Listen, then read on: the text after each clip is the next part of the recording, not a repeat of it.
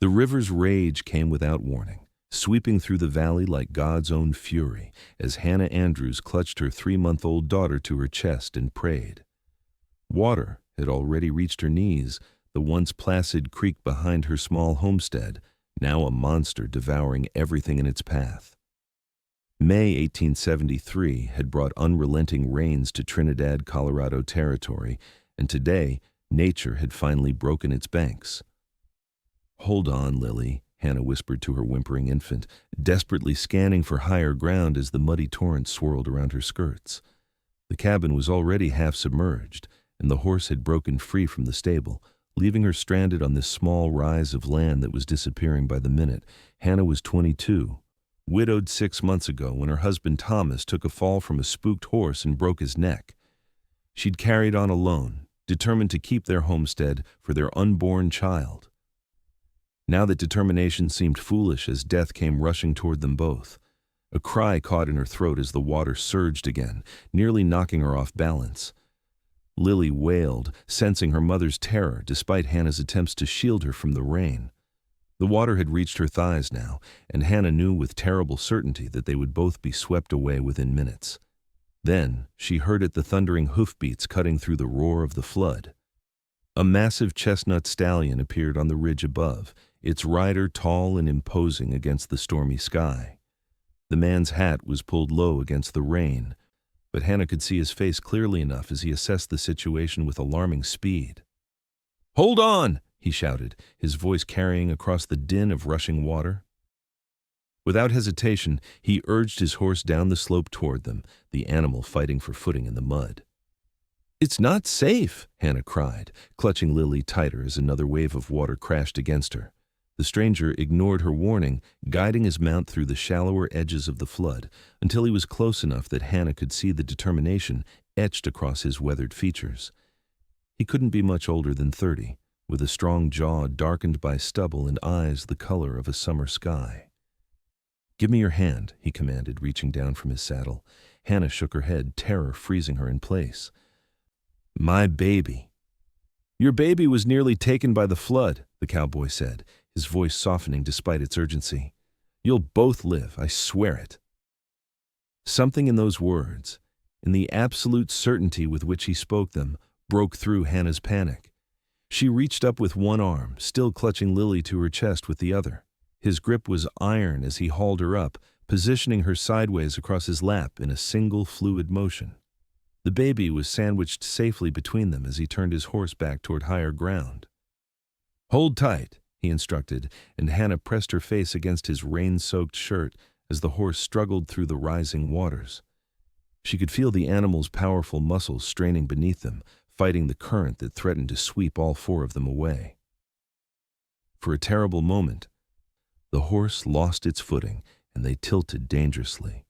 Hannah gasped, squeezing her eyes shut as she felt them starting to slide, but the cowboy shifted his weight with practiced ease, and somehow the horse regained purchase on the slippery terrain. "Almost there," he said, his breath warm against her ear. And then, miraculously, the ground beneath the horse's hooves began to slope upward. The water receded to their ankles, then disappeared entirely as they crested the ridge. Hannah's breath came in ragged gasps as she allowed herself to believe they might actually survive. The cowboy didn't stop until they'd reached a stand of pine trees well above the flood line. Only then did he ease Hannah and the baby down from his horse. Her legs buckled as soon as her feet touched the ground, the terror of the past hour catching up with her all at once. Strong hands caught her before she could fall. "Easy now," he murmured, guiding her to sit on a fallen log. "Let me check on the little one." Lily had stopped crying, which sent a spike of fear through Hannah's heart. She pulled back the sodden blanket with trembling fingers, only to find her daughter blinking up at them with wide, curious eyes. "She's all right," Hannah whispered, tears of relief mixing with the rain on her face. The stranger crouched beside them, removing his hat to reveal dark hair plastered to his forehead. "Tough little thing," he said with a hint of a smile. "Takes after her mama, I'd wager." Hannah looked up at their rescuer, really seeing him for the first time. His face was tanned from long days under the sun, with laugh lines at the corners of his eyes despite the solemnity of his expression now. He wore simple clothes, denim pants, a cotton shirt, and a leather vest, all of which were now soaked through. "You saved our lives," Hannah said, the reality of it settling over her like a physical weight. "I don't even know your name." "Patrick Everett," he replied, settling his hat back on his head. "Most folks just call me Pat." "Hannah Andrews," she responded, adjusting Lily in her arms. "And this is Lily. We're in your debt, Mr. Everett." "Pat," he corrected gently, "and there's no debt. Couldn't very well ride past and leave you both to the mercy of that water." He glanced back toward the valley, where Hannah's cabin was now barely visible above the raging flood. "That your place down there?" Hannah nodded, a fresh wave of despair washing over her as she realized the extent of her loss. Everything she owned was in that cabin, Thomas's few belongings, their wedding photograph, the small store of food she'd preserved for winter. "It's gone," she said, her voice hollow. "All of it." Patrick's expression softened with understanding. "Not everything," he said, nodding toward Lily. "You've got what matters most." The simple truth of his words brought fresh tears to Hannah's eyes. She ducked her head, embarrassed by this display of weakness before a stranger. "We should get you both somewhere dry," Patrick continued, tactfully giving her a moment to compose herself. "My ranch is about 2 miles east. It's not much, but there's a warm fire and dry clothes." Hannah hesitated, weighing her limited options. She had no family in Trinidad, her parents were back in Philadelphia, and Thomas had been an only child.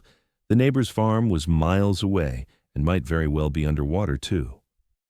"I wouldn't want to impose," she began, but a sudden gust of wind made Lily squirm and whimper in her wet blankets. Patrick's gaze was steady. "It's no imposition. My sister Kate lives there, too. You'll have proper company, and we can figure out what to do next when you're not half frozen." The mention of his sister eased some of Hannah's concern about propriety. She nodded gratefully. "Thank you." Patrick helped her onto his horse, then mounted behind her, one arm securely around her waist as he took the reins with his other hand. Hannah cradled Lily close, trying to shield her from the rain that continued to fall, though with less ferocity than before. As they rode away from the flood, Hannah couldn't help looking back at what remained of her life with Thomas. The cabin was almost completely submerged now, and she knew that even if the waters receded, there would be little left to salvage. "I'm sorry about your home," Patrick said quietly, following her gaze. "It hasn't felt much like home since Thomas died," Hannah admitted, surprising herself with her candor. "Your husband?" Hannah nodded. 6 months ago. Lily never got to meet her father."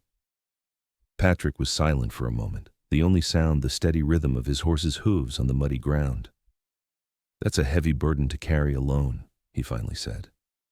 "I've managed," Hannah replied, more defensively than she'd intended. "I don't doubt it for a second, Mrs. Andrews." There was respect in his voice that softened Hannah's response.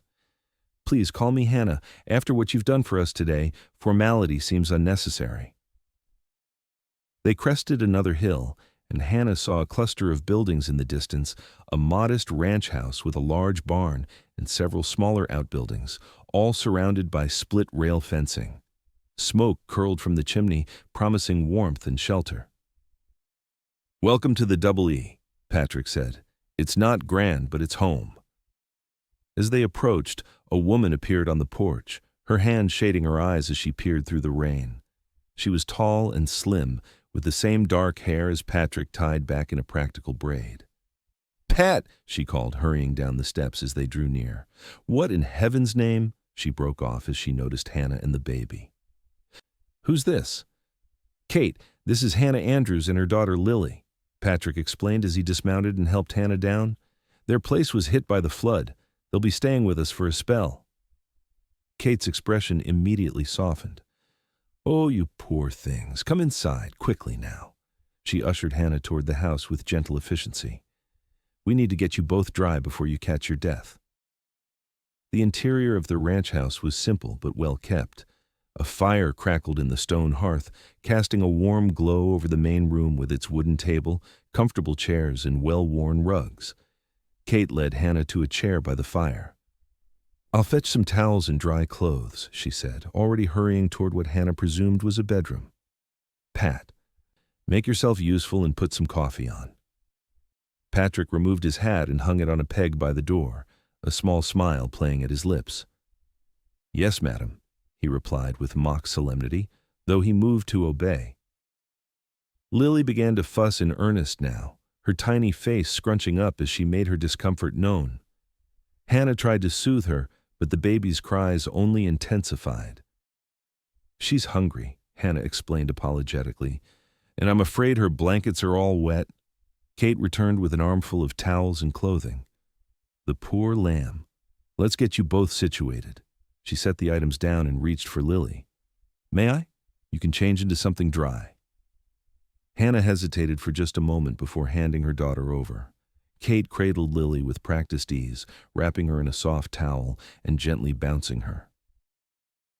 "There's a bedroom just through there," Kate said, nodding toward a door off the main room. "These were my things before I filled out a bit more, but they should serve until yours dry." "Thank you," Hannah said, taking the offered clothes, a simple cotton dress and undergarments. "I don't know how I'll ever repay your kindness." Kate waved off her thanks. "Nonsense. Anyone would do the same." But as Hannah changed in the small, neat bedroom, she knew that wasn't true. Plenty would have ridden past, unwilling to risk their own safety for a stranger and her child. Patrick Everett had not only stopped, but had put his life in danger to save them. She emerged a few minutes later, the borrowed dress a bit loose but dry and warm. Kate had settled in a rocking chair with Lily, who was still fussing but less frantically. "She's got a good set of lungs," Kate observed with a smile. "That she does," Hannah agreed, reaching for her daughter. "Thank you for watching her." Patrick returned from the kitchen area with 3 steaming mugs on a tray. "Coffee's hot," he announced, setting the tray on a small table. He'd changed as well, into a clean shirt and dry pants, though his hair was still damp.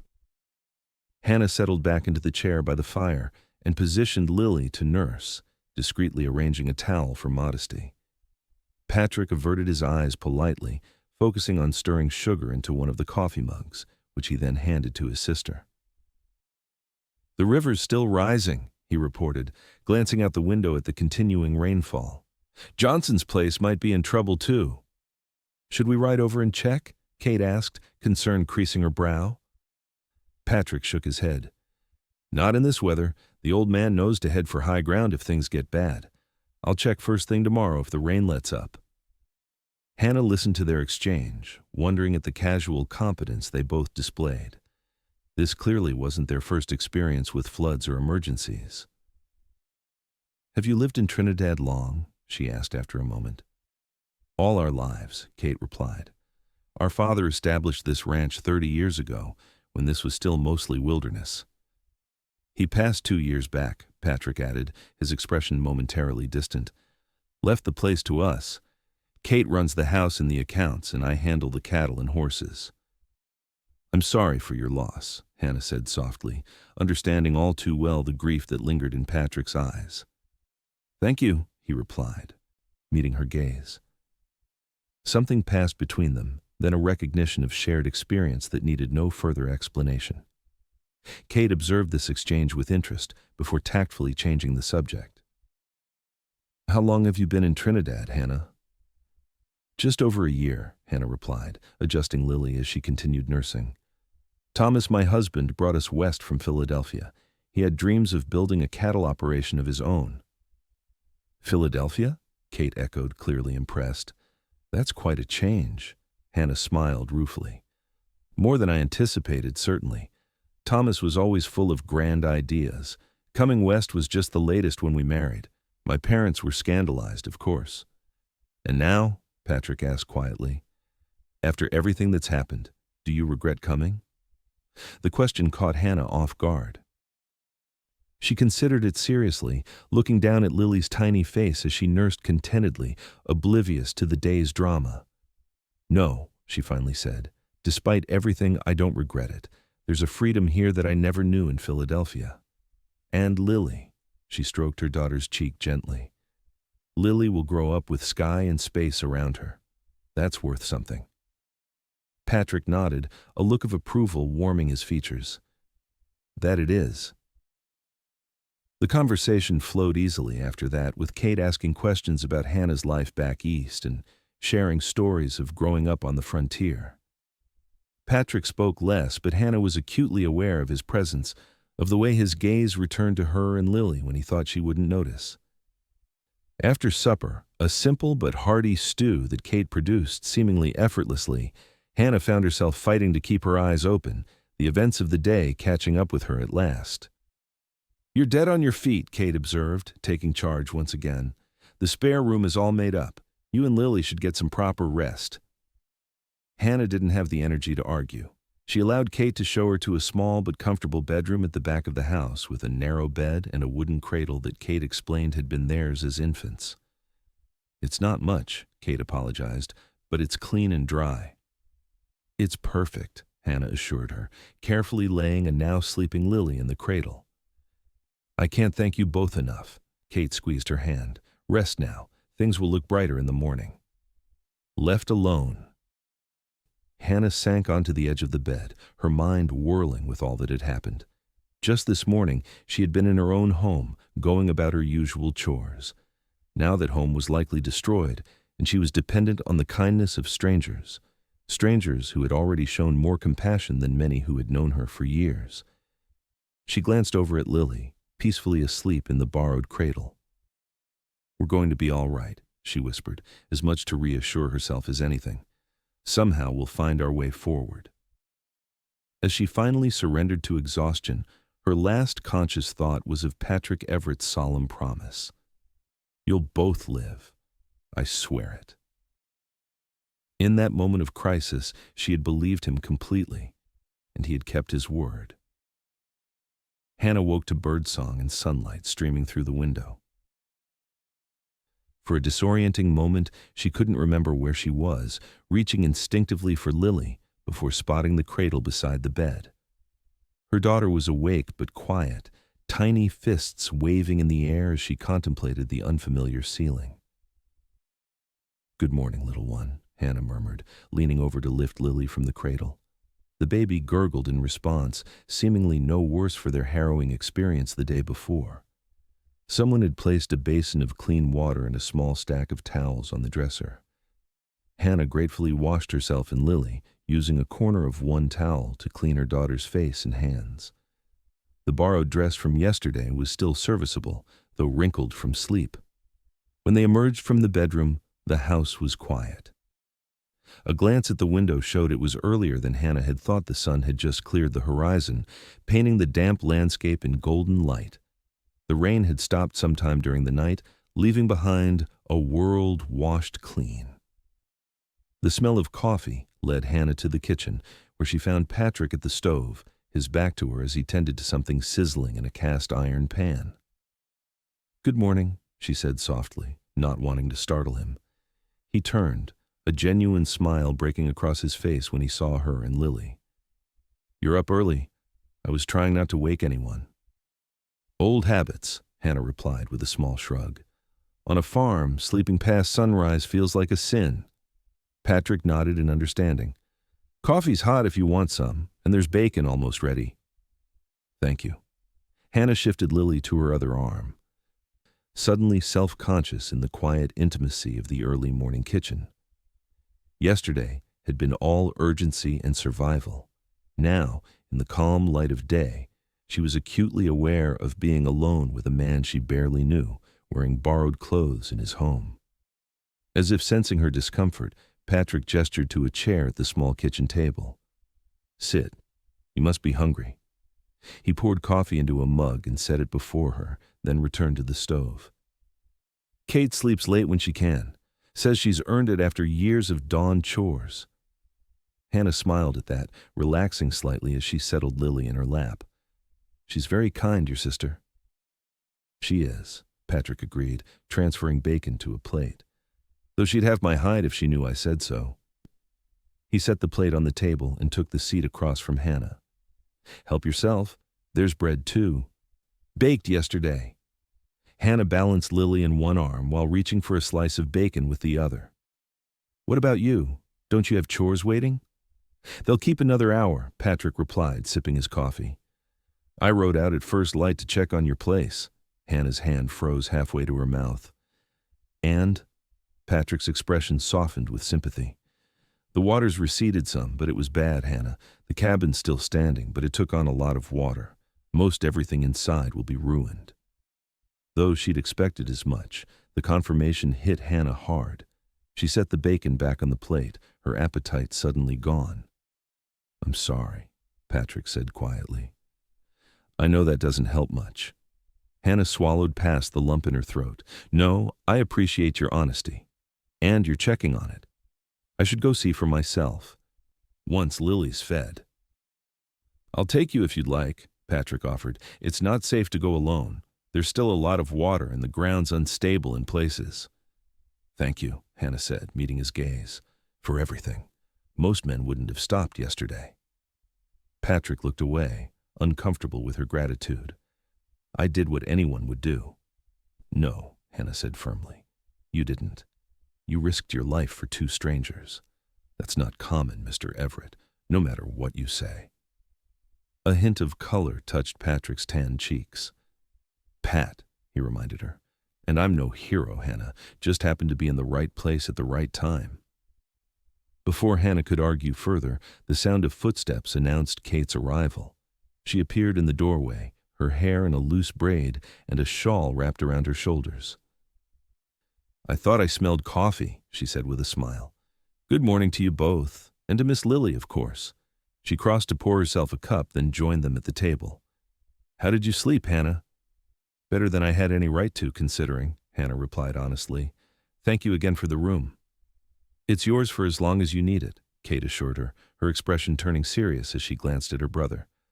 "Pat told me about your cabin. I'm so sorry." Hannah nodded, forcing herself to remain practical. "I need to see what can be salvaged. Your brother has offered to take me there this morning." "Of course," Kate agreed. "I can watch Lily while you go if you'd like." The offer was tempting. It would be easier to assess the damage without worrying about keeping a baby safe, but Hannah hesitated. She hadn't been separated from Lily since her birth. Kate seemed to read her thoughts. "Or not," she amended with an understanding smile. "Whatever makes you most comfortable." "Thank you," Hannah said. "I think I'd prefer to keep her with me, at least this time. But I appreciate the offer more than I can say."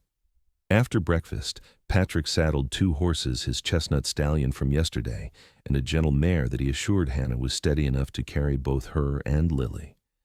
Kate provided a makeshift sling that allowed Hannah to secure Lily against her chest, keeping her hands free for the reins. The morning was crisp and clear, with no sign of the previous day's storm except for the muddy ground and swollen waterways.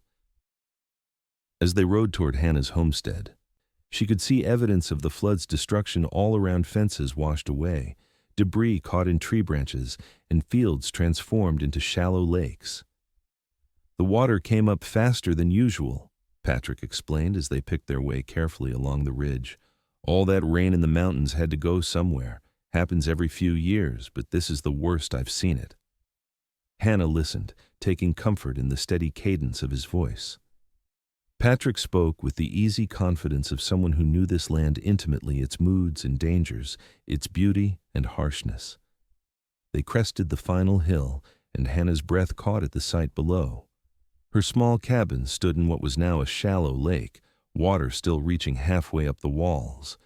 The vegetable garden she'd tended so carefully was completely submerged, and the chicken coop had been swept away entirely.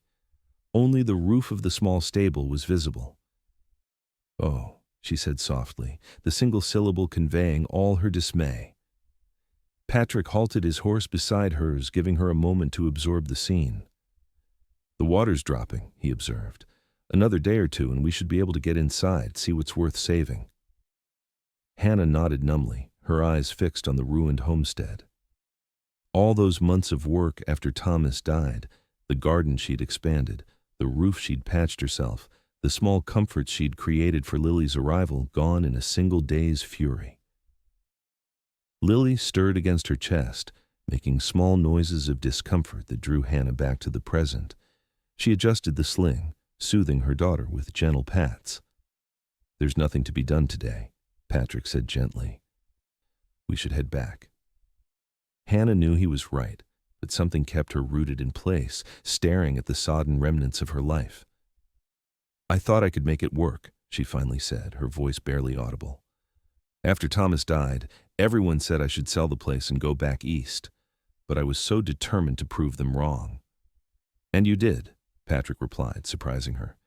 You kept that place going alone for 6 months, through winter and a difficult birth. That's not nothing, Hannah. She looked at him then, struck by the genuine respect in his voice. It doesn't matter now. It's all gone anyway. The buildings, maybe, Patrick acknowledged, but not the grit it took to stay. That's still right here. He nodded toward her and Lily. And that's what will see you through whatever comes next. His words, simple but sincere, pierced through Hannah's despair. She straightened in the saddle, drawing a deep breath. You're right. We're alive. That's what matters? Patrick smiled, the expression transforming his serious face. That's the spirit. Now, let's get back before Kate sends out a search party. She worries. As they turned their horses away from the flooded valley, Hannah felt a curious lightness despite everything she'd lost. Perhaps it was simply the relief of knowing exactly where she stood, no more uncertainty, no more struggling to maintain a homestead that had always been too much for one person. Or perhaps it was the unexpected kindness of the man riding beside her, whose steady presence felt like the first solid ground she'd found since Thomas's death. The days that followed fell into a strangely comfortable rhythm. Each morning, Patrick rode out to check on Hannah's property and the surrounding area, reporting back that the water was gradually receding. Kate welcomed Hannah's help with household tasks, and the two women quickly developed an easy friendship as they worked side by side. Hannah insisted on contributing, taking over the cooking and mending clothes to earn her keep. Kate protested that it wasn't necessary, but Hannah was firm. I won't be a charity case, she explained as she kneaded bread dough with practiced hands. My mother raised me better than that. Kate laughed, bouncing Lily on her knee. Stubborn as Pat, you are. Fine then. But know that we're glad to have you both here, work or no work. That evening, a week after the flood, Patrick returned with news. The water's down enough that we can get into your cabin tomorrow, he announced over supper. It won't be pretty, but we can see what's worth salvaging. Hannah nodded, a mix of dread and anticipation filling her. Thank you. I'd like to go as early as possible, if that suits you. First light, Patrick agreed. Kate can watch Lily. It'll be muddy, dangerous work. This time, Hannah didn't protest. She'd come to trust Kate implicitly with her daughter, and the practicality of Patrick's suggestion was undeniable. The next morning dawned clear and cool. Hannah dressed in clothes Kate had altered for her sturdy pants and a man's shirt that would allow for the physical labor ahead. It felt strange after a lifetime of skirts, but undeniably practical.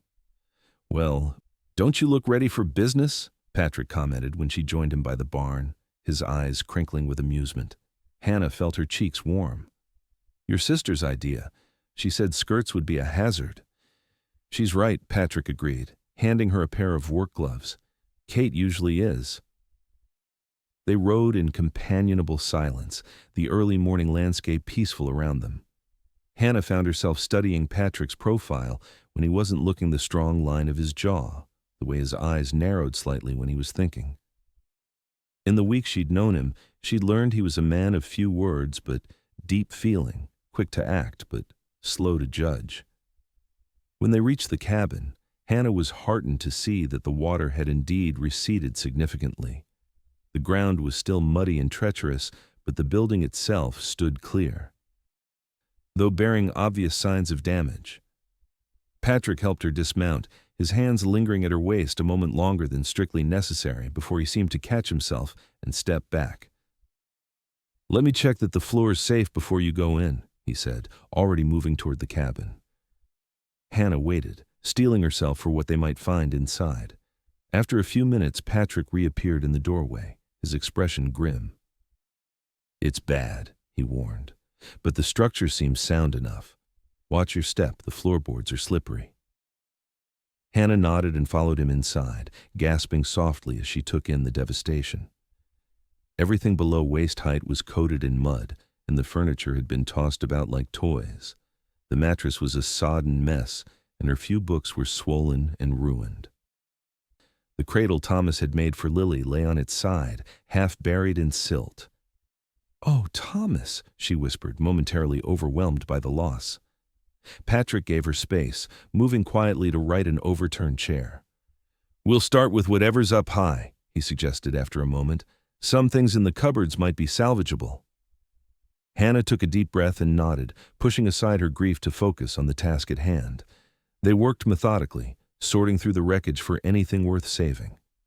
It wasn't much, some cooking utensils, a few pieces of clothing from the trunk that had remained mostly dry, and a small metal box containing Thomas's pocket watch and Hannah's mother's locket. When Hannah found the box, she clutched it to her chest, tears finally spilling down her cheeks. "I thought this was lost," she said, her voice breaking. "It's all I have left of them." Patrick crossed to her side, his hand coming to rest lightly on her shoulder. "Then I'm glad we found it," he said simply. Hannah looked up at him through her tears, suddenly aware of how close they were standing. Something shifted in Patrick's expression, his eyes darkening as they dropped briefly to her lips, before he cleared his throat and stepped back. "There's something else," he said, reaching into his pocket. Found it caught in the bed frame. He held out his hand to reveal a small carved wooden horse, miraculously intact. Hannah gasped, taking it reverently. "Thomas made this for Lily before she was born," she explained. "Said every ranch child needs a horse of their own, even if it's just a wooden one to start." Patrick smiled, a genuine expression that reached his eyes. "Smart man, your Thomas." "He was," Hannah agreed softly. "Not always practical, but kind and full of dreams." They continued working until midday, salvaging what they could and piling it on a tarp outside. It wasn't much everything of value could fit in a single saddlebag. The realization should have devastated Hannah, but instead, she felt a curious sense of liberation as she stood outside the ruined cabin. "I'm not coming back here," she said abruptly, the decision crystallizing as she spoke it. "There's nothing left worth rebuilding." Patrick studied her face carefully. "You're sure? It's a big decision to make in a moment." Hannah nodded, surprising herself with her certainty. "I'm sure. This was Thomas's dream, not mine. I stayed because I didn't know what else to do, and because I wanted Lily to have a connection to her father. But now," she gestured at the devastation around them, "now, I think it's time to find our own path." Patrick's expression was unreadable as he absorbed her words. "What will you do?" he asked finally. "I don't know yet," Hannah admitted. "Find work in town, maybe. I can sew well enough, and Mrs. Peterson at the general store mentioned once that she could use help." Patrick was quiet for a long moment, seeming to wrestle with something.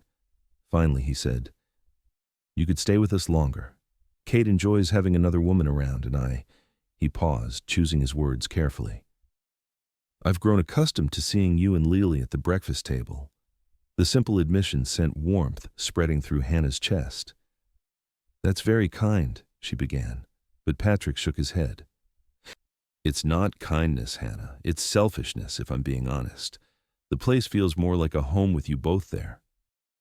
Hannah stared at him, startled by his candor. Before she could formulate a response, a distant rumble of thunder broke the silence between them. Patrick glanced up at the darkening sky. "Another storm coming. We should head back before it hits." The moment had passed, but Hannah couldn't shake the feeling that something significant had just transpired between them.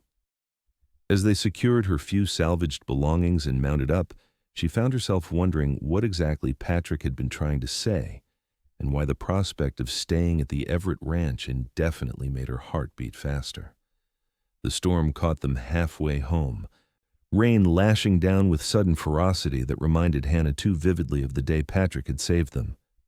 She hunched in the saddle, squinting against the downpour as they urged their horses to a faster pace. "Nearly there," Patrick called over the wind, leading the way along a path that would have been invisible to Hannah's eyes. By the time they reached the ranch, They were both soaked to the skin, their horses' coats slick with rain. Kate met them at the barn door, her expression morphing from worry to relief as they dismounted. "Thank goodness," she exclaimed. "I was about to send Johnson's boy to look for you. The creek's rising again." Patrick nodded grimly as he began unsaddling the horses. "Saw that. This rain keeps up. We might have trouble at the north pasture." "Lily?" Hannah asked, already moving toward the house. "Fed and sleeping," Kate assured her. "Right as rain, if you'll pardon the expression." Hannah smiled gratefully, then hesitated, glancing back at Patrick. "Do you need help with the horses?" He shook his head, water dripping from the brim of his hat. "Go on, get dry. I'll be along." Inside, Hannah changed quickly into dry clothes before checking on Lily, who was indeed sleeping peacefully in her cradle. The simple sight of her daughter safe and warm, while another storm raged outside, brought tears to Hannah's eyes. Tears of gratitude this time, not grief. She rejoined Kate in the main room, where a fire crackled cheerfully in the hearth. "Thank you for watching her," Hannah said, accepting the hot tea Kate pressed into her hands. "She's a joy," Kate replied sincerely. "Did you find anything worth saving at your place?" Hannah nodded, describing the few items they had recovered. "But I've decided not to go back," she added. "Not to live, anyway." Kate's eyebrows rose. "That's a big decision. What will you do?" "I'm not entirely sure yet," Hannah admitted. "Find work in town, I suppose. Your brother suggested I might stay here longer, but I couldn't impose—" "Nonsense," Kate interrupted firmly. "It's no imposition. In fact, I was hoping you'd stay on." She hesitated, then added with a sly smile. "And I suspect Pat was more than suggesting it." Hannah felt her cheeks warm. He was being kind. Kate's laugh was knowing. "Hannah Andrews, my brother has been many things in his life, but kind to pretty widows isn't typically one of them. Pat's a good man, but he keeps to himself. Always has. Until you came along, that is." Before Hannah could formulate a response to this startling statement, the door opened to admit Patrick, now in dry clothes with his damp hair slicked back from his forehead. "Creek's up a foot already," he announced, crossing to the fire to warm his hands. "If it keeps raining like this, we might need to move the herd from the low pasture tomorrow." "I'll pack provisions," Kate said, rising smoothly. "Hannah, would you help me in the kitchen? We'll need extra bread if Pat's taking the hands out in this weather." The evening passed in practical preparations for what might come. Hannah threw herself into the work, grateful for the distraction from her swirling thoughts. She kneaded dough for extra loaves of bread, while Kate packed jerky, cheese, and apples into oilskin bags. Patrick came and went, checking the barometer, conferring with his ranch hand Miguel about the cattle, and bringing in more firewood against the increasingly wild night. By the time they retired, the rain was still falling steadily, drumming against the roof with hypnotic persistence. Hannah lay awake in her borrowed bed, listening to the storm and thinking of Patrick's words earlier that day. "The place feels more like a home with you both there." Was Kate right? Was there more behind his invitation than simple kindness? And if so, how did Hannah feel about it? The thought of Patrick Everett as more than her rescuer and host was both thrilling and terrifying. It had only been a year since Thomas's death. Was she betraying his memory by even considering such feelings? Sleep came fitfully, haunted by dreams of rising water and reaching hands. Hannah woke before dawn, disoriented until she recognized the now familiar ceiling of the Everett Ranch's spare room. Lily was still sleeping, so Hannah slipped quietly from the bed and dressed in the gray light filtering through the window. The house was silent as she made her way to the kitchen, intending to start coffee before everyone else woke. To her surprise, Patrick was already there, fully dressed and buckling on his gun belt by the back door. "You're up early," he observed, his voice low. "So are you," Hannah countered, moving to stoke the banked fire in the stove. "Is the creek still rising?" Patrick nodded grimly. "Johnson's boy rode over an hour ago. The water's threatening their place. I'm heading out with Miguel and the others to help move their stock to higher ground." Hannah's heart clenched at the thought of him riding out into the storm again. "Be careful," she said, unable to keep the concern from her voice. Patrick paused, his hand on the door latch. I will. He hesitated, then added, about what I said yesterday. Go, Hannah interrupted gently. We can talk when you get back. Something like relief crossed Patrick's face, followed by a determination that made Hannah's breath catch. I'm holding you to that, he said, and then he was gone, the door closing firmly behind him. Hannah stood motionless in the kitchen, her heart racing. There had been something in Patrick's eyes just then, something that made her feel both vulnerable and strangely powerful. She wasn't ready to name it, not yet, but she couldn't deny its presence either. The day passed in anxious waiting. The rain continued unabated, and the creek visible from the ranch house's windows swelled ominously. Kate tried to maintain a cheerful demeanor, but Hannah could see the worry etched in the lines around her eyes. They know what they're doing, Kate assured her as they prepared a hearty stew for when the men returned. Pat's been handling floods since he was 14. It's not just the flood I'm worried about, Hannah admitted, thinking of the gun belt Patrick had been wearing. There are other dangers out there. Kate's expression softened with understanding. You care for him. It wasn't a question, but Hannah answered anyway. I hardly know him. Sometimes that doesn't matter, Kate replied, her voice gentle. Sometimes you just know. Hannah thought of Thomas, how they'd courted for nearly a year before she was certain of her feelings. This was different, a connection forged in crisis, perhaps, but no less real for that. It's too soon, she whispered, more to herself than to Kate. Kate squeezed her arm sympathetically. The heart doesn't keep a calendar, Hannah, and if there's one thing this country teaches you, it's that tomorrow isn't guaranteed to anyone. Before Hannah could respond, the sound of hoofbeats in the yard drew both women to the window. Patrick and his men were returning, their horses mud-splattered and heads low against the continuing rain. Kate hurried to put the kettle on while Hannah moved to the door, relief washing over her at the sight of Patrick dismounting safely. He looked exhausted, his clothes soaked and muddy, but whole. Johnson's place? Kate called from inside. Saved most of it, Patrick replied, removing his dripping hat as he entered. The barn's gone, but the house should be all right. They're staying with the Petersons until the water recedes. His eyes found Hannah's, something complicated passing between them, before he looked away to answer another of Kate's questions. Hannah retreated to the kitchen, giving him space to shed his wet outer garments and warm himself by the fire. Dinner was a subdued affair, with Patrick and Miguel too tired for much conversation. Hannah watched Patrick surreptitiously, noting the shadows under his eyes and the way his shoulders slumped with fatigue. She'd seen that bone-deep weariness in Thomas after particularly grueling days, and recognized it now in Patrick. After Miguel departed for his cabin on the property and Kate retired for the night, Hannah found herself alone with Patrick in the main room. He sat in a chair by the fire, a glass of whiskey held loosely in one hand, his gaze distant. You should rest, Hannah said softly, pausing on her way to the spare room. Patrick looked up, his expression clearing as he focused on her. Probably, he agreed, though he made no move to rise. Hannah hesitated, then crossed to sit in the chair opposite his. Thank you for helping the Johnsons today. Kate says they're good people. They are, Patrick confirmed. Old man Johnson helped my father establish this place. Couldn't let him lose everything now. That's who you are, Hannah observed, the realization crystallizing as she spoke. Someone who helps, regardless of the cost to yourself. Patrick shifted uncomfortably, looking down into his glass. Just doing what needs doing.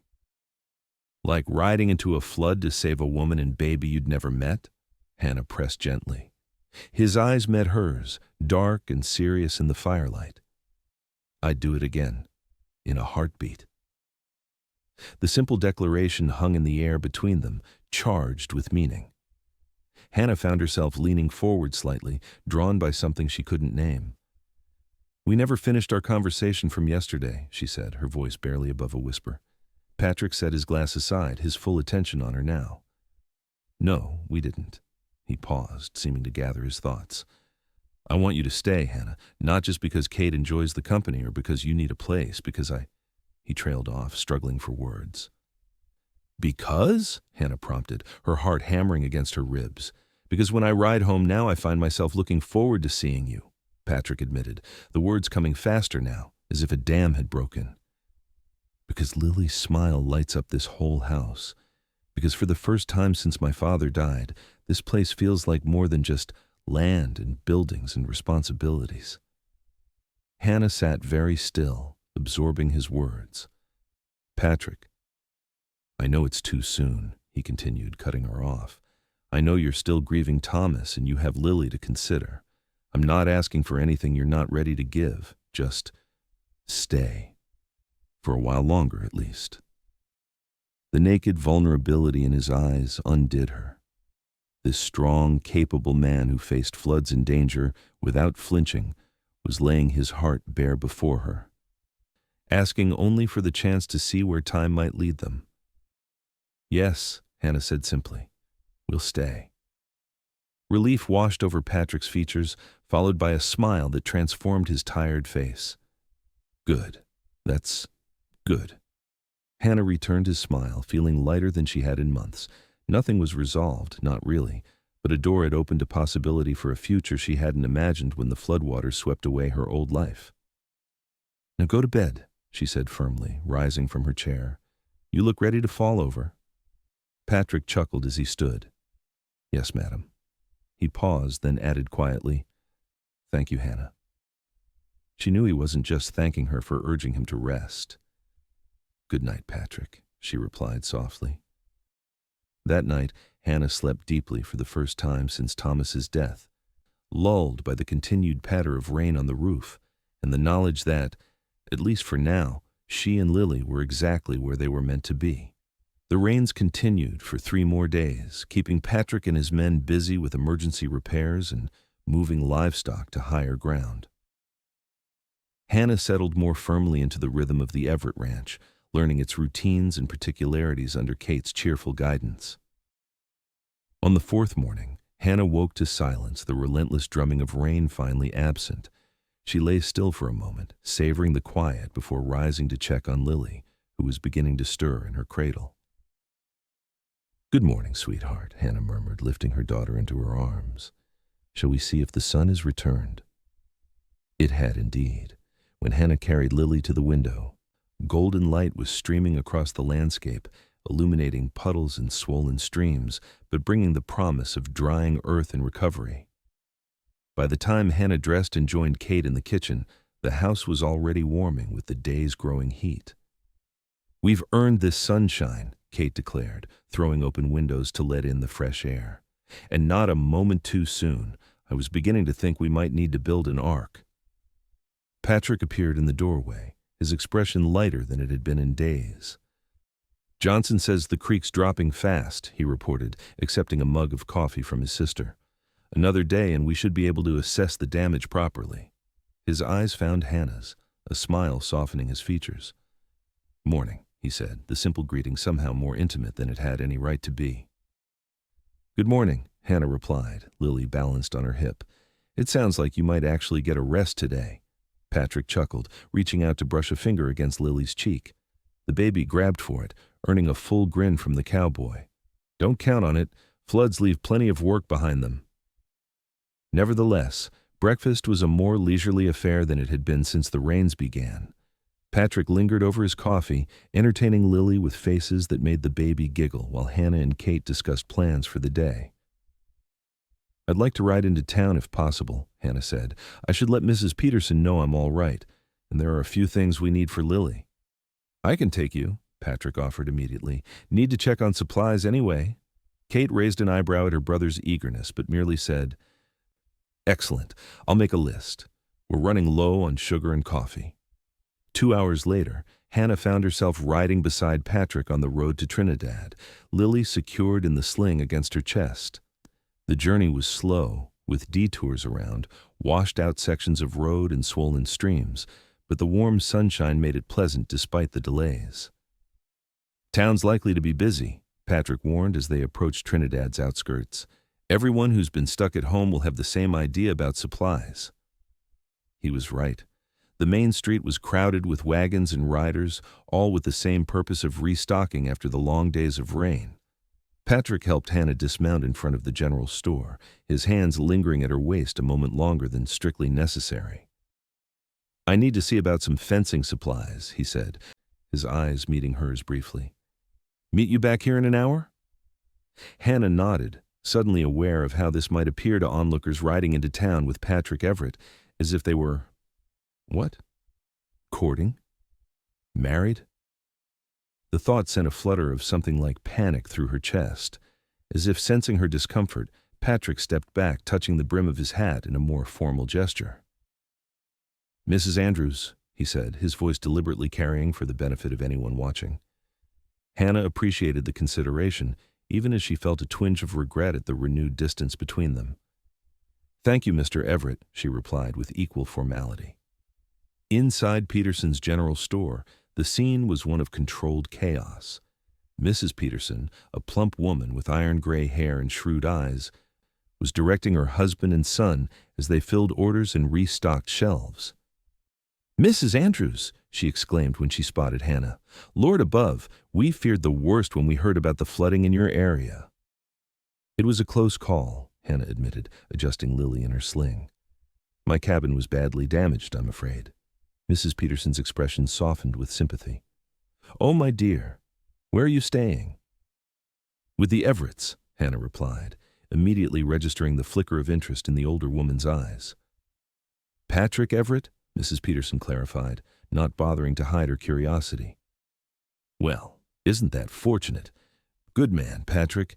His father was one of the first settlers in these parts, you know." "So I've heard," Hannah said, trying to steer the conversation back to safer ground. "I'm in need of some supplies for Lily, if you have them." Mrs. Peterson allowed the diversion, though Hannah could tell the subject wasn't permanently dropped. As they moved through the store, selecting baby supplies and the items on Kate's list, Mrs. Peterson skillfully extracted the story of the flood rescue from Hannah, making appropriate sounds of amazement and concern. "Just like something out of a novel," she declared when Hannah had finished, "riding into a raging flood to save a mother and child, and now you're staying at his ranch. My. Hannah felt her cheeks warm. "It's a temporary arrangement," she said firmly, "until I decide what to do next." Mrs. Peterson gave her a knowing look. "Of course, dear. Though I will say, Patrick Everett could do far worse than a capable woman like yourself. Been running that ranch with just his sister for too long, if you ask me." "Mrs. Peterson, really?" Hannah began, embarrassment deepening her blush. "Now don't get in a lather," the older woman interrupted with a chuckle. "I'm just saying what half the town will be thinking once word gets around. Nothing wrong with a widow finding happiness again, especially one with a child to consider." Before Hannah could formulate a response, the store's bell jingled as another customer entered. Mrs. Peterson turned to greet them, leaving Hannah momentarily alone with her thoughts. Was that how people would see it? A convenient arrangement, the widow and her baby finding security with an established rancher. The idea left a sour taste in Hannah's mouth, though she couldn't quite articulate why. There was nothing mercenary in her feelings for Patrick, feelings she was only just beginning to acknowledge, let alone understand. By the time she'd paid for her purchases and arranged to have them delivered to the Everett ranch, Hannah's mood had soured considerably. She emerged from the store to find Patrick waiting with the horses, his tall figure leaning casually against a hitching post as he spoke with another man. When he caught sight of her, Patrick straightened, excusing himself from the conversation to meet her. "All set?" he asked, then frowned slightly as he took in her expression. "Something wrong?" "No," Hannah replied quickly, forcing a smile. "Just tired. Lily's getting fussy." Patrick didn't look entirely convinced, but he didn't press the issue as he helped her mount. The ride back to the ranch was quieter than the journey into town, with Hannah responding to Patrick's attempts at conversation with monosyllables until he finally lapsed into silence. It wasn't until they were crossing the creek near the ranch, now back within its banks, though still running high, that Patrick finally broached the subject directly. "Did something happen in town?" he asked, his tone carefully neutral. Hannah hesitated, unsure how to express her jumbled thoughts. Nothing specific, she finally said. Just people talk, Patrick. Understanding dawned in his eyes. Mrs. Peterson? Despite herself, Hannah smiled. Is she always so forthright? Patrick suggested. Yes, since I was a boy. Nothing happens in Trinidad without Eliza Peterson having an opinion on it. She had quite a few opinions about us, Hannah admitted, her discomfort returning. Patrick was silent for a moment, guiding his horse around a patch of mud before responding. Does it bother you? What people might think? The question was direct, forcing Hannah to examine her own reaction. Not in the way you might imagine, she said slowly. I'm not ashamed of staying with you and Kate. It's more... She searched for words. I don't want people thinking I'm using you, or that I'm some helpless widow looking for the first man who can provide for me and Lily. No one who knows you could think that, Patrick said with quiet conviction. But they don't know me, Hannah pointed out. All they see is a woman who lost her husband, then lost her home, now riding into town with Patrick Everett. Patrick reined his horse to a stop, causing Hannah to halt beside him. They were in a small clearing, the ranch buildings visible in the distance. His expression was serious as he turned to face her fully. Hannah, I don't give a damn what anyone in town thinks about me, or you, or us. Never have. His voice was steady, his gaze unwavering. But I care very much what you think. If staying at the ranch is uncomfortable for you for any reason, we'll find another solution. The sincerity in his words touched Hannah deeply. It's not that, she assured him quickly. I love being at the ranch. Kate has become a dear friend, and you. She paused, gathering her courage. You have come to mean a great deal to me, Patrick, more than I expected, or even thought possible so soon after Thomas. Something softened in Patrick's expression. Then the rest doesn't matter, he said simply. People will talk no matter what we do. All that matters is that you and Lily are safe and happy. It couldn't be that simple, Hannah thought, yet looking at Patrick's steady gaze, she almost believed it could be. Thank you, she said softly, for understanding, and for not pressing for more than I'm ready to give. Patrick touched the brim of his hat, a gesture that somehow conveyed both respect and affection. We have time, Hannah, all the time you need. As they rode the final distance to the ranch, Hannah felt the tension that had built during their visit to town gradually dissipate. Patrick was right, they had time to discover what might grow between them, without the pressure of town gossip or expectations. Kate was waiting on the porch as they arrived, a letter in her hand and an expression of mingled amusement and exasperation on her face. What is it? Patrick asked as he helped Hannah dismount.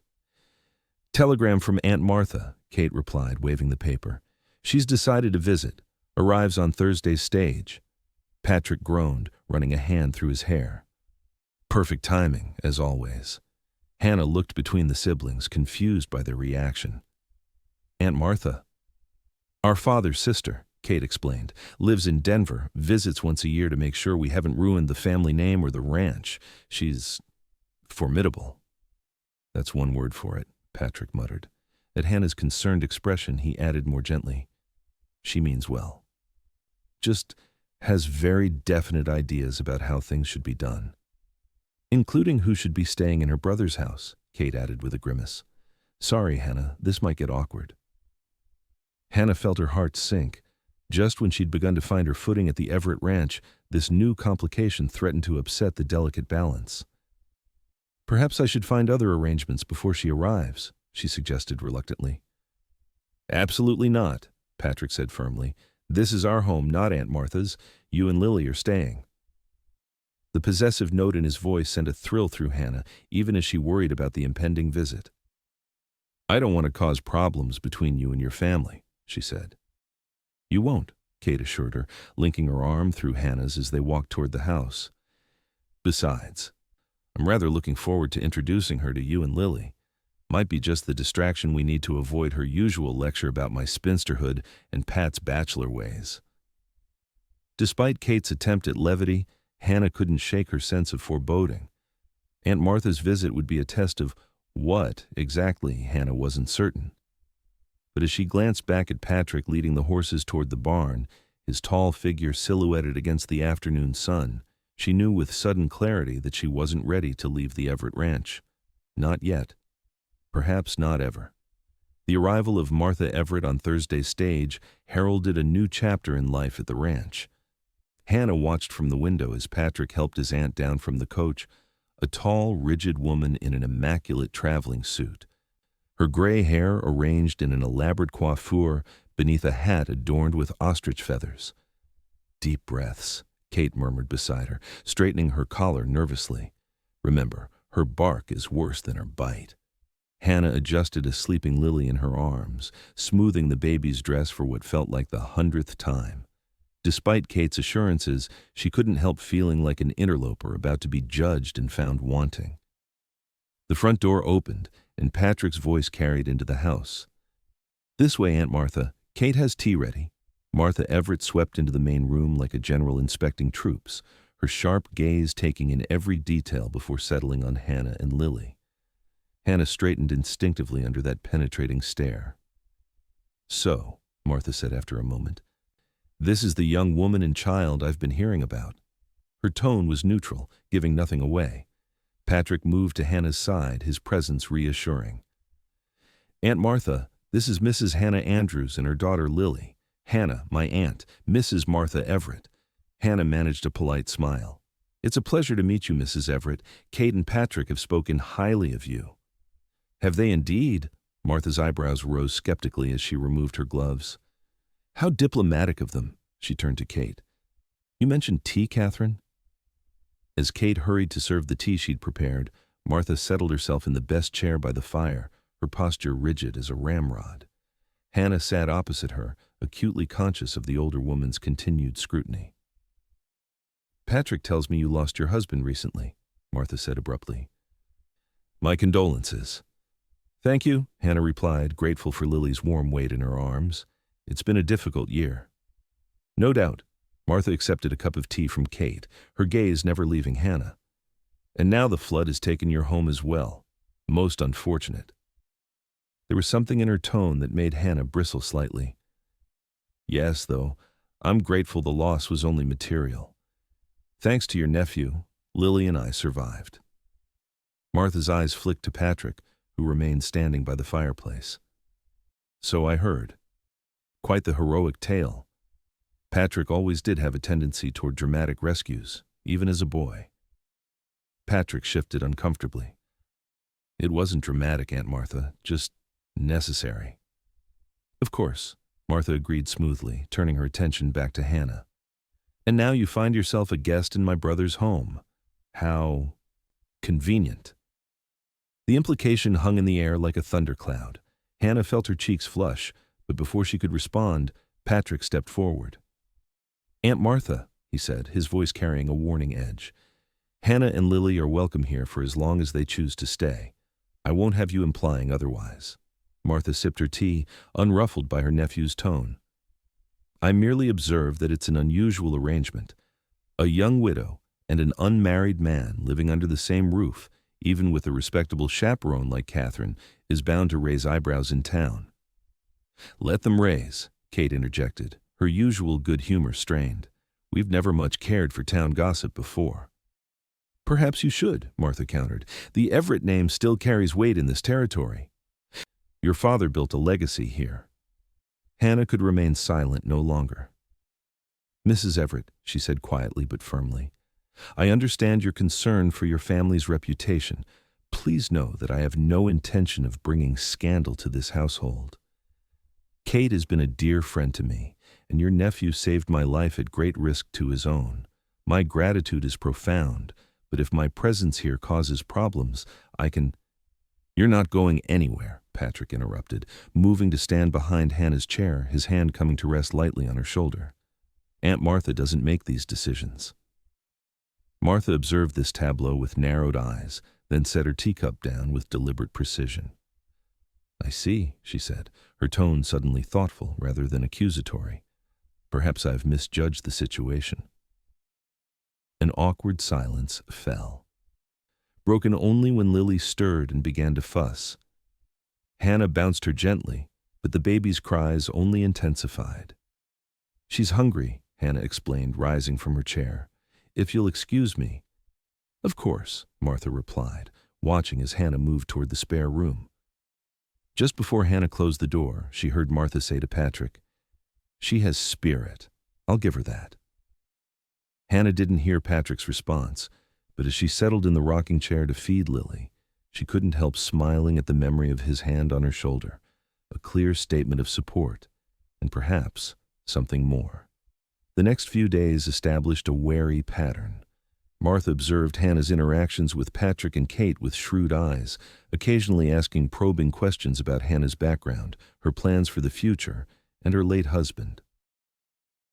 To Hannah's surprise, the older woman was unfailingly gentle with Lily, even offering to hold her while Hannah helped Kate with household tasks. There was something almost wistful in Martha's expression as she cradled the baby, a softening of her usual stern demeanor that Hannah found intriguing. "You're very good with her," Hannah observed one afternoon as Martha rocked Lily to sleep. Martha glanced up, a rare smile touching her lips. "I had children of my own once," she said quietly. "A son and a daughter. Lost them both to diphtheria in '52, along with my husband." Hannah's heart constricted at this unexpected revelation. "I'm so sorry. I didn't know." "Few do," Martha replied, her attention returning to Lily's sleeping face.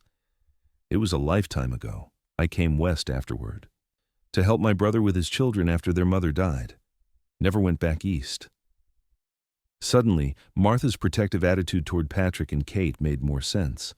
They were surrogate children to her, a second chance at family after unimaginable loss. "They're fortunate to have you," Hannah said sincerely. Martha studied her for a moment, as if reassessing her initial impression. "My nephew cares for you," she said abruptly. "More than he realizes, I suspect." Hannah felt her cheeks warm. "Mrs. Everett." "Oh, stop that," Martha interrupted with a dismissive wave. "I'm not blind, girl. I've seen the way he looks at you when he thinks no one's watching. And I've seen how you respond, whether you admit it to yourself or not." Hannah remained silent, unsure how to respond to such directness. Martha continued, her voice softening. "Life on the frontier is hard, especially for women. I won't pretend it isn't. But there's beauty in it too, a chance to build something real, something that lasts." She looked down at Lily. "Patrick is a good man, better than most. If there's a chance for happiness there, don't let fear or convention stand in your way." The unexpected advice left Hannah momentarily speechless. Before she could gather her thoughts, the door opened to admit Patrick, dusty from a day working with the cattle. "Everything all right in here?" he asked, his eyes moving between Hannah and his aunt. "Perfectly fine," Martha replied, rising carefully with Lily still asleep in her arms. "Mrs. Andrews and I were just getting better acquainted. Here, take your goddaughter while I see about supper." Patrick blinked in surprise at the term, but automatically accepted the sleeping baby, cradling her with practiced ease that made Hannah's heart turn over. Martha swept from the room without another word, leaving them alone. "Goddaughter?" Hannah echoed once the door had closed. Patrick looked equally confused. "First I've heard of it, though I suppose that's Aunt Martha's way of giving her approval." "You think so?" Hannah asked, moving closer to adjust the blanket around Lily. "I know so," Patrick replied, his voice low. "She doesn't use words like that lightly." He hesitated, then added, "Whatever she said to you just now, she meant it." Hannah nodded, still processing Martha's unexpected counsel. "She told me not to let fear stand in the way of happiness," she said quietly, meeting Patrick's gaze. Something shifted in his expression, hope, perhaps, or determination. "Wise advice," he murmured. They stood there for a long moment, Lily sleeping peacefully between them, the air charged with unspoken possibilities. Hannah could feel her heart racing, aware that they were approaching a threshold neither had been quite ready to cross until now. "Patrick," she began, just as Kate's voice called from the kitchen. "Pat, need your help with this crate!" The moment broken, Patrick sighed, a rueful smile touching his lips. "Perfect timing, as always," he muttered. "Here, take Lily. We'll continue this later." The question in his voice made Hannah smile. "Yes," she agreed, "we will." As she watched him stride away, Hannah felt a curious lightness in her chest. Martha Everett had seen what Hannah herself had been reluctant to acknowledge, that what was growing between her and Patrick was more than gratitude or convenience. It was something real, something with the potential to last. For the first time since Thomas's death, Hannah allowed herself to imagine a future that held more than mere survival, a future filled with purpose and joy, and perhaps even love. Martha Everett departed 3 days later, having apparently satisfied herself regarding Hannah's character and intentions. Her parting words to Hannah were typically direct. "Don't waste time," she advised as Patrick loaded her trunk onto the stage. "Life is shorter than you think." Hannah nodded, sensing the wisdom born of Martha's own losses. "Thank you for your understanding," she said sincerely. "It means more than I can say." Martha studied her for a moment, then surprised Hannah by pulling her into a brief, fierce embrace. "Take care of them," she murmured. "All 3 of them. This family deserves some happiness." With that cryptic statement, she boarded the stage, leaving Hannah to ponder her words as the coach pulled away. All 3? Patrick, Kate, and Lily, presumably. But the way Martha had phrased it suggested something more, as if Hannah was already part of the family in the older woman's eyes. The thought was both thrilling and terrifying. "Well, that went better than expected," Kate declared as they rode back to the ranch. "I think she actually likes you, Hannah. I'm not sure whether to be impressed or alarmed." Hannah laughed, relaxing for the first time in days. "She's formidable, just as you warned. But I found I respected her once I understood her better." Patrick, riding ahead of them, glanced back with a smile. "High praise coming from either of you. Aunt Martha would be flattered." The ranch seemed peaceful after Martha's departure, settling back into its comfortable routines. Yet Hannah sensed a subtle shift in the atmosphere, an anticipation, as if everyone was waiting for something important to happen. That evening, after Lily was asleep and Kate had retired early with a headache, Hannah found herself alone with Patrick on the porch. The night was warm, stars scattered like diamond dust across the velvet sky. In the distance, the creek glinted silver in the moonlight, its fury now just a memory. "Hard to believe it's the same water that nearly took everything," Hannah observed, leaning against the porch rail. Patrick moved to stand beside her, his shoulder just brushing hers. "Nature's like that, destructive one day, peaceful the next." "People too, sometimes," Hannah murmured, thinking of how quickly her feelings for this man had transformed from gratitude to something deeper and more complex. "Hannah," Patrick said after a moment, his voice soft in the darkness, "there's something I need to say." She turned to face him, her heart suddenly racing. "Yes?" Patrick took a deep breath, as if gathering courage. "When I found you in that flood, I was just doing what needed doing. Didn't think beyond getting you and Lily to safety." He paused, his eyes finding hers in the dim light from the house windows. "But since then, something's changed. I've changed." Hannah remained silent, sensing he needed to find his own words for what was growing between them. "I know it hasn't been long since Thomas," Patrick continued carefully, "and I'd never presume to take his place in your heart or Lily's life. But I find myself thinking about you both all the time, wondering what you're doing when I'm out with the cattle, looking forward to seeing your face at dinner, missing Lily's smile when I'm in town." He took her hand then, his calloused fingers gentle against her skin. "I'm not a man of fancy words, Hannah, but I care for you deeply, more than I thought possible. And if you need more time, or if your heart's not ready, I understand. But I wanted you to know where I stand." Hannah looked up at him, this man who had saved her life, and then, without intending to, had begun to save her heart as well.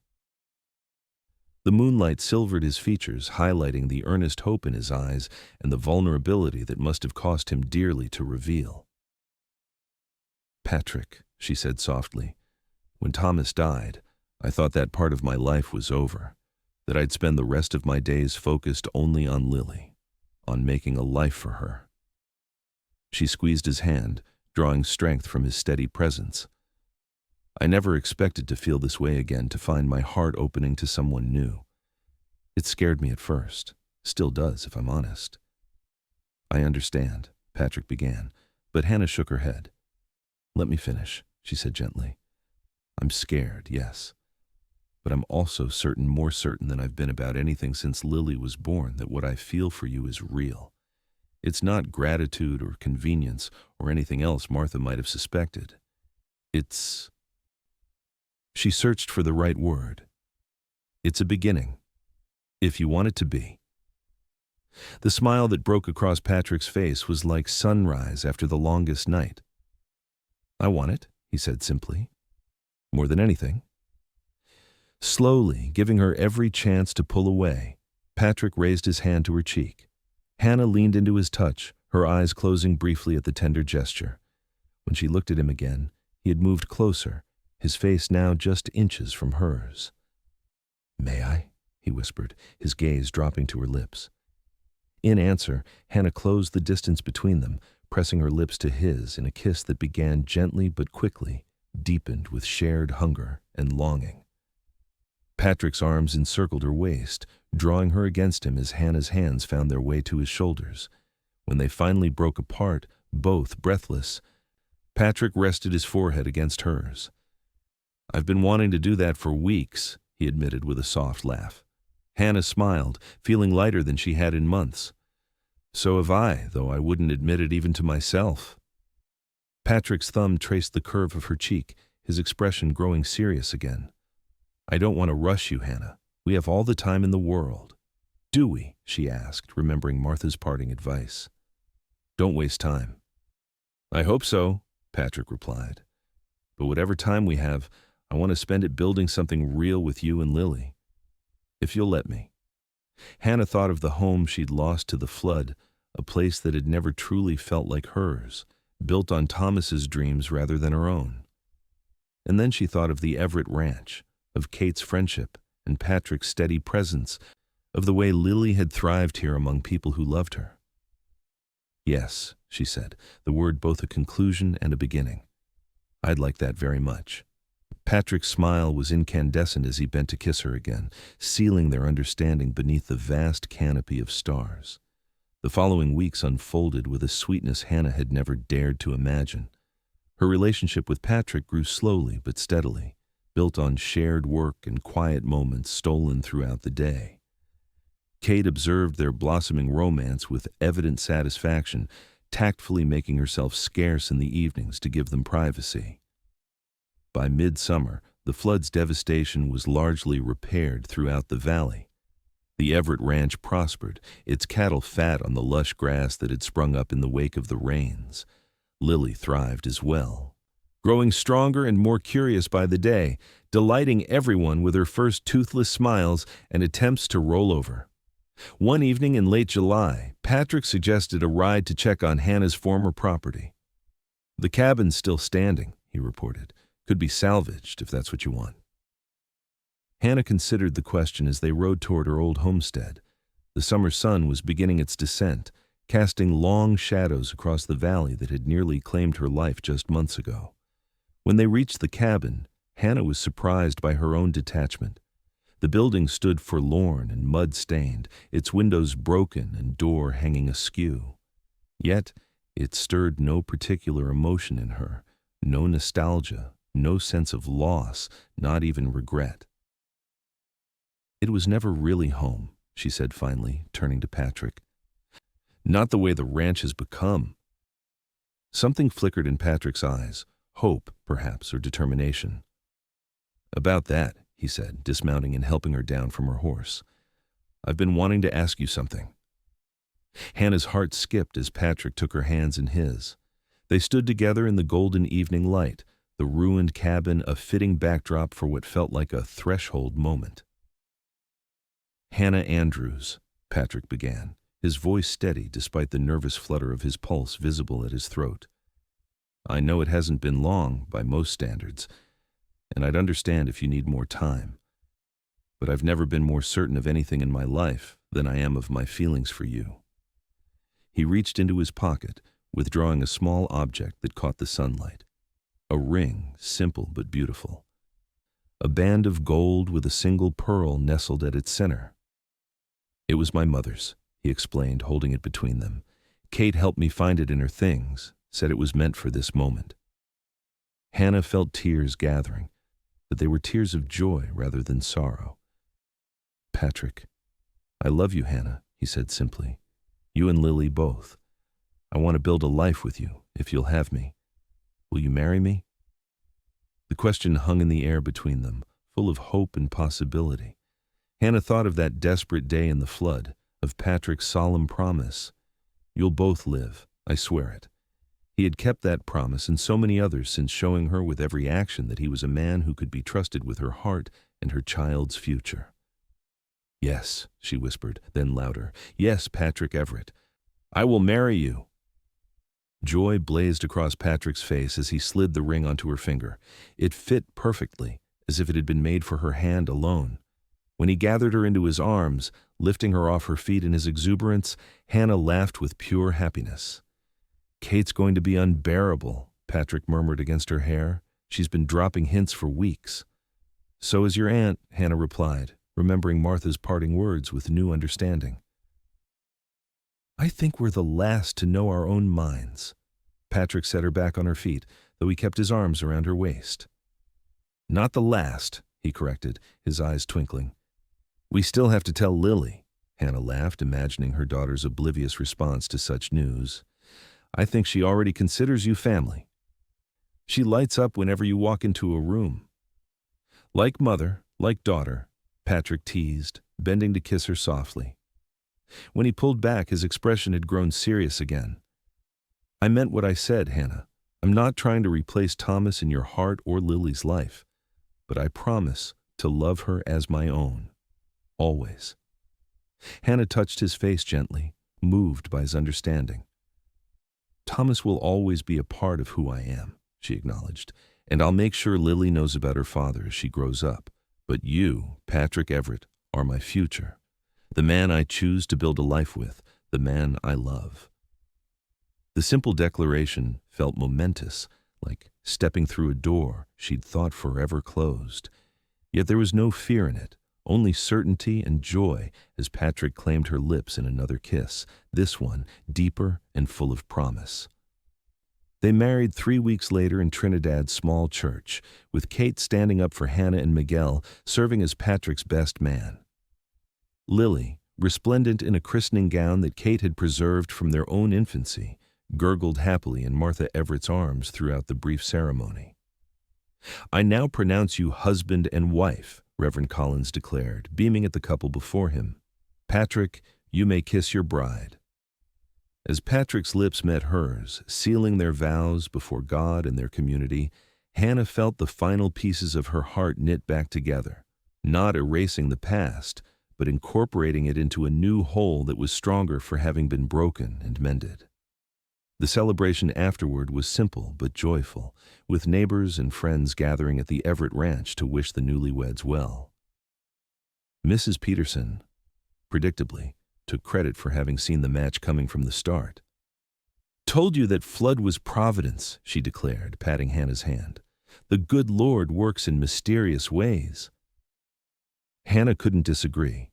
The disaster that had nearly claimed her life had instead delivered her to a new one filled with love and possibility that she never could have imagined as she clutched Lily against the rising waters. That night, after the guests had departed and Lily was sleeping peacefully in what was now officially her nursery, Hannah stood on the porch of what was now her home, in truth as well as feeling. Patrick joined her, slipping an arm around her waist and pressing a kiss to her temple. "Happy?" he asked softly. Hannah leaned into him, savoring the solid warmth of his presence. "More than I ever thought possible," she admitted. "When Thomas died, I thought that was the end of everything. Then when the flood came, I was certain of it." She turned in his arms to face him, but it wasn't an ending at all. It was a beginning. Patrick smiled, the love in his eyes visible even in the dim light from the house. A beginning, he agreed, drawing her closer. For all of us. As his lips found hers once more, Hannah gave silent thanks for the strange, winding path that had led her here to this man, this home, this life. The flood that had nearly taken everything had instead given her a second chance at happiness. And Hannah Andrews Everett intended to seize that chance with both hands, treasuring each day of the future that stretched before them, bright with promise and possibility. 3 years later, Hannah stood on the porch of the Everett ranch house, watching as Patrick taught 4-year-old Lily to sit astride her first pony. The little girl's laughter floated across the yard, her dark curls so like Thomas's bouncing as she clutched the saddle horn with determined hands. "Careful, Papa," she called as Patrick led the gentle mare in a slow circle. "I'm going to go fast soon." "Not too fast," Patrick cautioned, though his proud smile belied his stern tone. "Remember what I taught you about respecting the horse." Hannah cradled her infant son, James, against her shoulder, his warm weight a constant joy even as he drooled contentedly on her dress. Born just 6 months ago, he was the image of his father, same blue eyes, same determined chin. Kate emerged from the house, wiping her hands on her apron.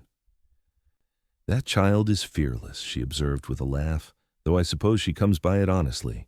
Neither of her parents has much acquaintance with caution." Hannah smiled, acknowledging the truth in her sister-in-law's teasing. "The flood taught me all I need to know about caution," she replied, "but also about courage." Her eyes followed Patrick as he adjusted Lily's grip on the reins, his patience and gentleness a constant wonder. "And love." Kate squeezed her arm affectionately before returning inside to finish the preparations for the evening's gathering. The Johnsons and Petersons were coming for supper, along with several other neighbors, a tradition the Everetts had begun after Hannah and Patrick's wedding. As the sun began its descent toward the western mountains, painting the ranch in hues of gold and amber, Hannah reflected on the journey that had brought her here, from the desperate terror of that rain-swollen creek to this moment of perfect contentment, a family complete, a home secure, a heart full. Patrick glanced up, catching her eye across the yard. The smile he sent her was intimate and knowing, full of memories shared and promises kept. Hannah returned it, adjusting James against her shoulder as Lily called for her attention. "Mama, look! I'm riding all by myself." "I see you, sweetheart," Hannah called back. "You're doing beautifully." Patrick had stepped back, allowing the pony to walk forward with Lily guiding it, his hands ready to intervene if needed. But Lily sat straight and confident, her small face alight with accomplishment. "She's a natural," Patrick said with pride when they eventually returned to the porch, Lily skipping ahead to tell Kate about her adventure. "Just like her mother," Hannah laughed, transferring James to Patrick's eager arms. "I think you're confusing me with someone else. I was terrified of horses until you taught me properly." "You were never afraid when it mattered," Patrick countered, bouncing their son gently. "That's true courage, Hannah being scared but doing what needs doing anyway." The simple wisdom in his words touched Hannah deeply. It described not just her actions during the flood, but the choice she'd made afterward to open her heart again, to trust this man with her future and Lily's. As the family gathered around the table that evening, neighbors and friends filling the ranch house with laughter and conversation, Hannah looked around at the life she and Patrick had built together.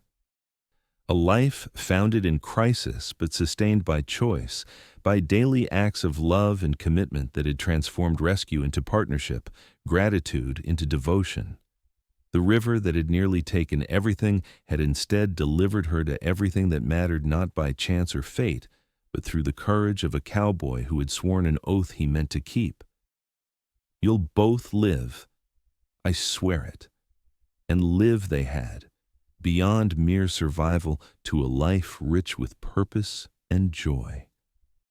As Patrick caught her eye across the table, his smile holding all the love and promise of their shared future, Hannah knew with absolute certainty that the flood that had nearly ended her life had instead marked its true beginning.